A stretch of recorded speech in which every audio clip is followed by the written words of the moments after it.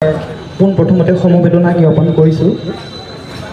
সন্ধিয়াৰ সেই বাতৰিটোৱে আমাক সকলোকে জোকাৰি গৈছিলে, সকলোৰে গাৰ নোম শিয়ৰি উঠিছিলে।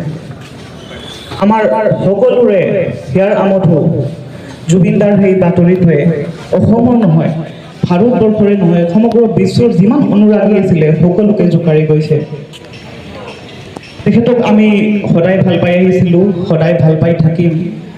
আৰু তেখেতক আমাৰ সাংস্কৃতিক জগতখনত যি অৱদান তাৰ বাবে সদায় মনত ৰাখিম।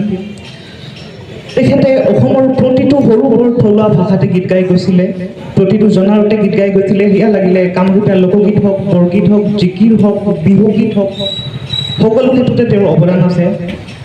আমি সততাই তেওঁ অন্তৰত জীয়াই ৰাখিবলৈ চেষ্টা কৰিম।